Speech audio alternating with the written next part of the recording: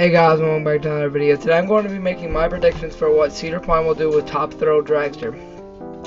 If you aren't aware, Top Thrill Dragster closed in the summer of 2021 and has not reopened since, and it will not reopen for 2023, but it will reopen in 2024. There's many predictions going around for Top Thrill Dragsters, and today I'm going to be making mine.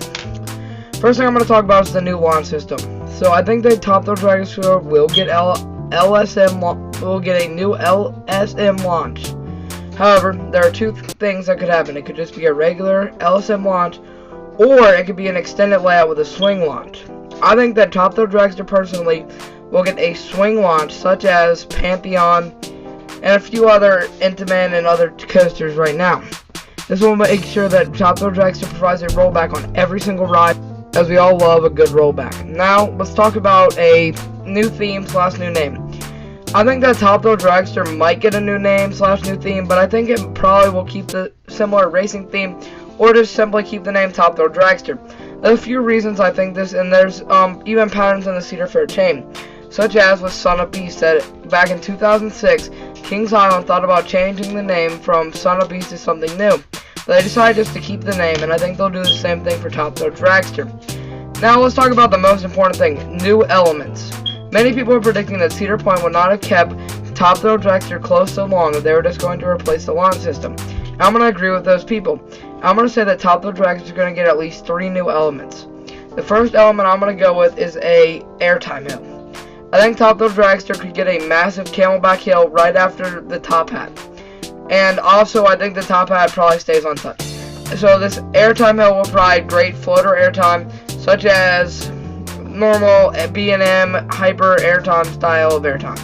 Next, I think Top Thrill Dragster could end up getting another inversion, such as the world's tallest vertical loop, or maybe a corkscrew, such as the Mosasaurus roll, which would be super intense and probably one of the most intense roller coaster elements on any coaster in the world. And also, I think Top Thrill Dragster could also receive another airtime hill, but instead of being a floater airtime hill, I feel like Top Thrill Dragster could get an ejector airtime hill that would make this ride which would provide something that Top Thrill Dragster currently does not have. And that would be the 3 new elements. Now let's talk about the last thing.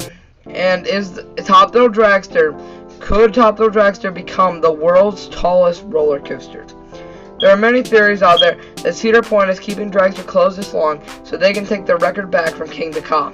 There's a few ways they could do this. They could modify the top hat, which I think is very unlikely. And I feel like the most likely way they're going to take the height record back is with that swing launch I was talking about earlier. I think that they're going to add a reverse spike that is over 500 feet tall to break the 500-foot barrier. Now, this might not seem very likely to most people, but this is Cedar Point we're talking about. Cedar Point thrives on records, and a 500+ foot spike would be a great addition for Top Thrill Dragster to make it a record-breaking coaster once again.